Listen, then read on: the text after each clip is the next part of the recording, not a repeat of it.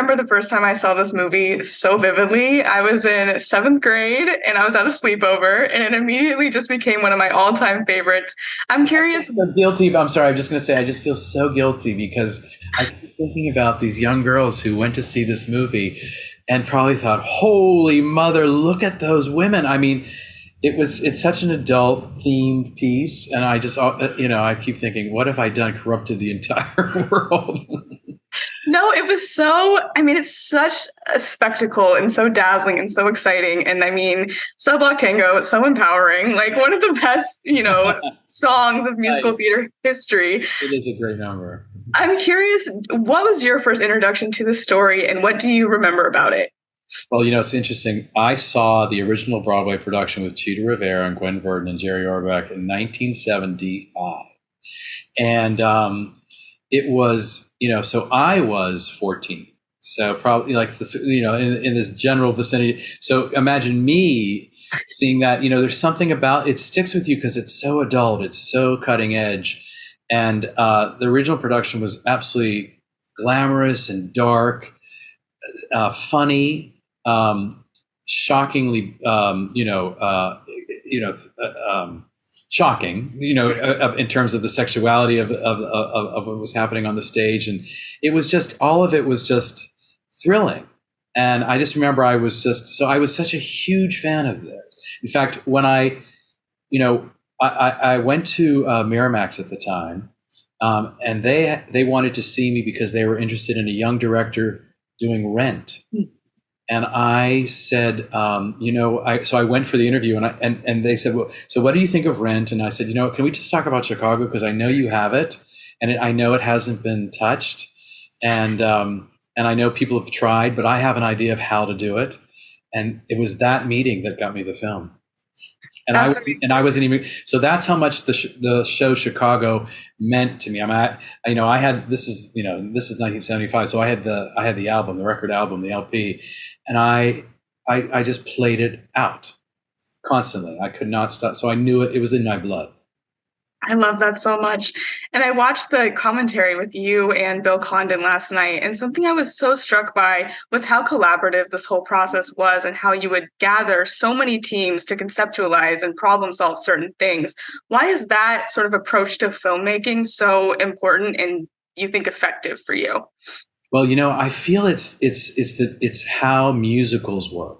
And it's not necessarily always the case with a drama or a comedy or whatever, but when you're a straight film, as you might call it, with a musical, there are so many elements involved, and if it doesn't come together in a sort of a collaborative way with music and dance and writing and lyrics and orchestrations and all those, it only works as a team effort, sort of like a collaborative. And because I was coming from theater, which is how musicals really were born, it's so interesting to think that musicals are really an American art form. They're not anything out there. And that art form was sort of perfected on stage before film. And it only works as sort of like a machine, a unit together. And so when Bill and I worked with John DeLuca, who choreographed with me, and John Cameron and Fred Ebb, and our conductor and our dance arranger, all those things, it only worked together as a collaboration. That's how it works. Otherwise, it's all these separate pieces, and it never comes together. Yeah, absolutely. It's so cohesive. Another thing I was really struck by was just the pure lack of CGI involved, because there's so many amazing effects, like that mirror scene. It's crazy to watch that, and there's so little of that. And it kind of reminded me of the Mary Poppins Returns featurette with the bathtub and the slide, which I always found so cool. Do you think that there's something to be said about sort of the magic of practical effects as opposed to sort of that CGI approach? That is such a great question. I have to say, you're 100% right about that. Mm-hmm. Because for me, I try to do everything I can to not use CGI. Now, of course, I'm working on the Little Mermaid, which, of course, it's all, half of it's underwater, and the background's her hair, her costume, frightens everything, is all CGI. So there are certain, ways you have to embrace it. But I do everything I can on every movie I've ever done to make it as practical as possible. I think when you're working in a void against a blue screen or a green screen, the actors somehow are disconnected, can be disconnected. You have to work really, really hard to make it sort of integrated into the performance. I mean, when Emily Blunt got on that bathtub, which was just practical, and just said, I'm just supposed to go back and slide down an entire story, through bubbles. Like, are you serious? And I said, you know what?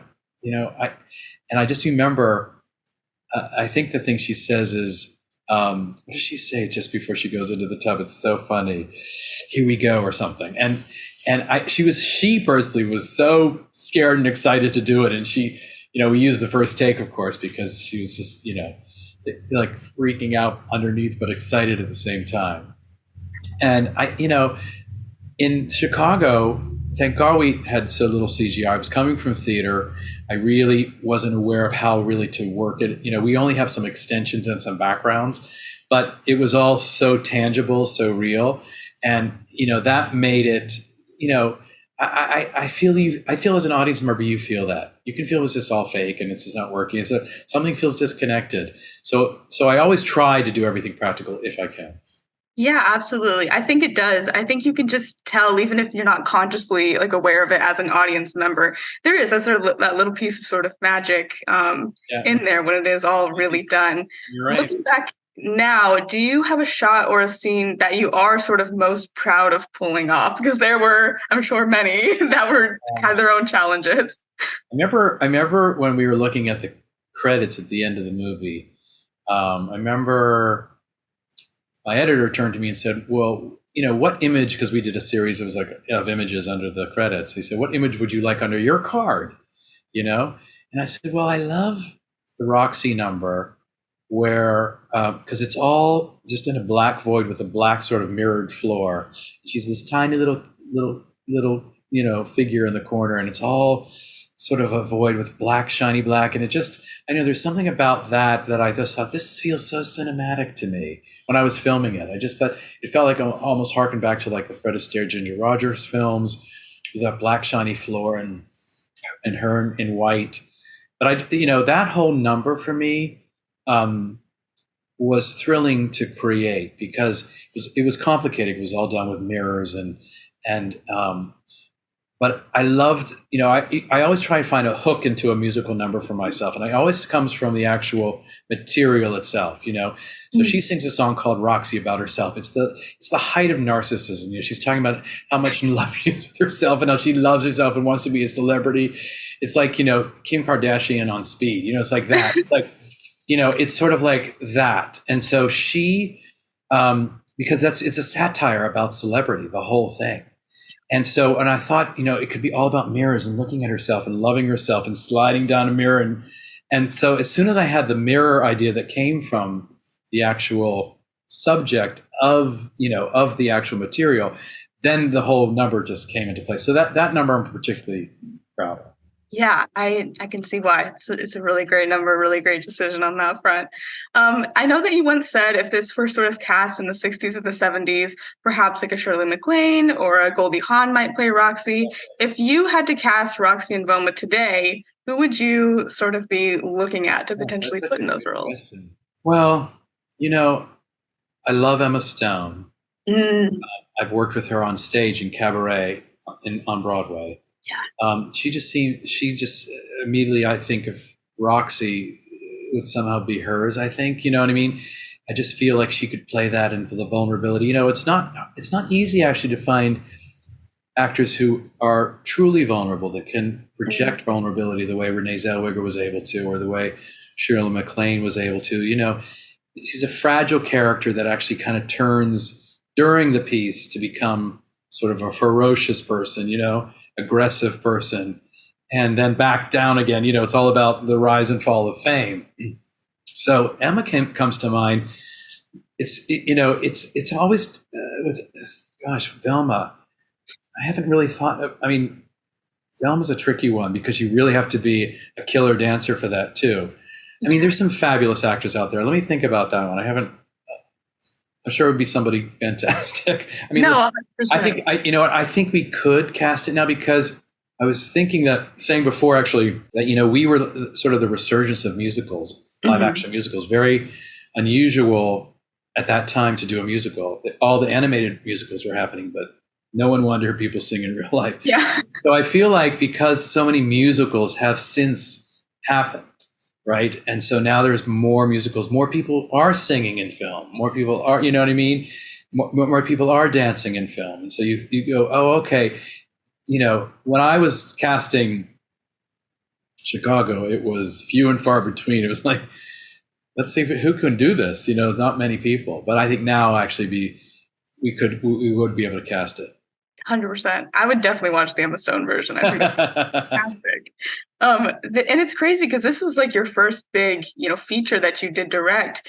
If you could go back and give yourself advice now, knowing what you know now, what would you want to sort of tell yourself going into it? Wow, that's such a good question. I think I would say, you know, it's almost like I would say, don't do what you're doing. Don't because I tried not to look left and right, and I think that actually helped the film because I never thought about the success of the film. I never thought about that, and so that it's a funny. I know it's a weird answer, but it's almost like do what you did because you're not aware of, you're not thinking about the success, the this, the that. You're just focusing on telling the story. It's almost the opposite. I think I would tell my younger self to always keep telling myself now, just continue to do that kind of thing. Do it for the love of it, for the work, for the story, and let everything else go. So in a way, the naivete that I had as a director was helpful. And it's something I actually, with each movie, try to hold on to. Yeah, that's so interesting, but that makes so much sense. And then obviously you've gone on to do many other amazing, you know, musicals with Into the Woods and now Little Mermaid. If you could pick any of them to adapt, you had your pick, besides the one you've already done or are working on now, what would you want to tackle next? Gosh, you know, that's always the question, you know, it's something I haven't really, you know, here's what I'm bad at that I wish I were better at. I wish I were better at developing something while I'm working on something else. But I never, because this Mermaid that I'm just finishing up now, it's taken 4.5 years because of COVID, just kind of, you know, came right in the middle of it. We were a week away from filming and we shut down and then we had to come back up again. So it's taken, and it's the most challenging film I've ever done because the visuals and how to create that. I mean, just even every moment of the entire film is choreographed because it had to be, because there's no gravity. You know, Right. how do you do that? But so, and that was crazy. I mean, to figure out how we do that. So I have to say that I'm now actually looking forward to answering that question in the next few months. Like when I finish up this film, we'll be finished probably at the end of March. It'll be fun to sort of say, well, where do I want to go next? What world do I want to be part of? You know, do I want to be part of, you know, where do I want to go? And I try not to repeat myself. You know, I probably could have done Chicago 2, 3, and 4, but I was excited, you know, coming off of that film to go and do Memoirs of a Geisha as an example, and just kind of go to a whole different culture and a different place and different kind of actors. And so it's all, you know, because it's your life. You spend so much time working on these things. You want a different experience. So I don't know what that's going to be. It's a very good question, but I'm excited to find out. I'm certainly excited too, whatever you do next. You've said before that part of the reason you think this musical is still so popular is its themes of fame and also true crime, which I think is more relevant than ever with like the Dahmer series on Netflix and all the murder podcasts. Yeah. In a way, do you think that Chicago was sort of ahead of its time? Because the story is, you know, like a century old now. You know, it's funny because it was written in the 1920s as a satire of what was happening actually then, and it was a Broadway show about the satire of the press and celebrity and you know, and criminals becoming celebrities. And what's weird is that it's never really changed. Yeah. I remember when we started filming Chicago, it was the beginning of reality television. People were becoming stars who had no talent whatsoever. None. So, and you thought, wow, there it is, fame at what cost, fame for what, and I think, and our fascination with fame and creating these sort of famous people out of nothing. And, and so what's funny is that it's been actually pretty much a part of our culture for all this time, and it hasn't really changed. Yeah. In fact, as you just said, it's actually become even more prevalent. It's everywhere you go. You know what I mean? So you can become famous for the stupidest thing, but it's all about that. It's that 15 minutes of fame. Yeah. I think it's more like 5 minutes, and then people on to the next. Yeah, 5 seconds. 5 seconds on TikTok of fame, pretty much. Yeah, that's it. Yeah. Well, thank you so much. It was such a pleasure getting to speak lovely to you. To speak to you. Thank you. And thank you for being so kind about the movie. Of course. Thank you. Take care.